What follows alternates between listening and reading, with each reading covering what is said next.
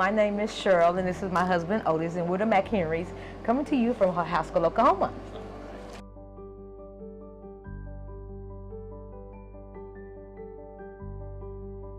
For years, I've always adored other people's children.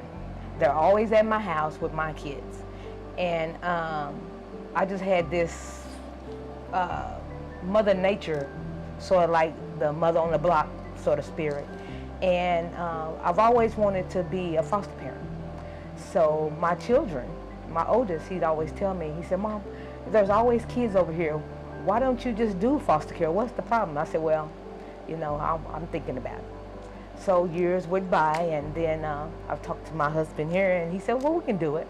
And I said, well, you would have to take classes along with me, because I know he don't like to do stuff like that. So I told him what he would have to do. And he said, that's fine, we can do it. Man, we did so good. He did great, and I was so happy. And we got through. It was like 8 weeks of classes on Saturdays for about an hour or two, and it was fun. And that's how we got into it. And we've been doing it now for 11 years. I can go back to our first placement. We were both nervous, and we didn't know what to expect. So when we went to pick him up at the office in Tulsa, he was a tall, frail young man, and nervous. We can tell he was nervous, and he didn't know it, but we was nervous too. This was our first child, and we brought him here, and he looked around, and I said, are you okay? And he said, yes. So I showed him his room, and he walked back there, and he got to putting his things out. I said, do you need some help? And he said, no, I got it. And I said, you know what? I said, I know you're nervous, and I know you don't know me. And I said, but my husband and I don't know you either. So we're in the same boat. So the best thing we can do is make this fun. We all enjoy ourselves, so let's just throw down the clothes and let's go get some ice cream. He turned around, looked at me, he said, great, let's go. After we get the first child, you know, I told my husband, I said, boy, this is going to be some work, because, you know, these kids have been through things we have no idea what happened in their past. You know, some of them horrific stories, and some of them was just a little bit, you know, but so we had to get ourselves geared up for the worst sometimes. You mentioned about being a backbone.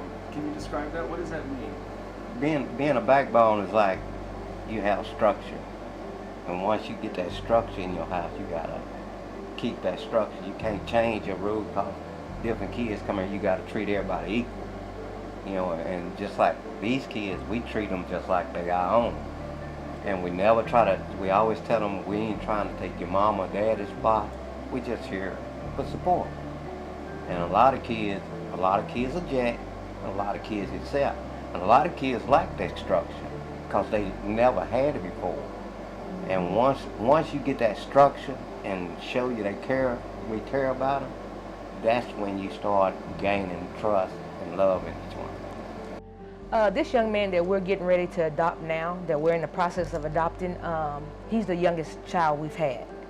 Most of the children that we get are 15 and up, teenagers, and they're on their way out. This young man came in our life, he's supposed to be 13. But when we got him, I said, okay, there's a mistake somewhere, because he's not 13, this is a baby. And he said, I'm 10. I went, what? So we found out that way, and so when I called back to the office, I said, there's been a major mistake. This baby is not 13, he's 10. They go, oh no, wait a minute. So after we started looking into it, he was 10, and we brought him here, and he was a little bit upset. He thought we were going to let him go back, because he knew that we only dealt with teenage boys. And I said, no, you can stay. You can stay. I said, you're younger than what I deal with, but I can evidently it's for you to be here, you know, so or otherwise it would have never happened. So as time's passed, he's only been here since November. We fell in love with this young guy. He's a sweetheart. Now, he's had a lot of challenges. He came here with some awful stories, but it's like everything else. We just throw them in a sack and throw them outside, because, you know, whatever the future is, it is. But none of that stuff that happened back there has no part of his life, not his future. So we're going to adopt him, and we're happy about it, and so is he. He says he's going to be a McHenry, so we're just happy about that.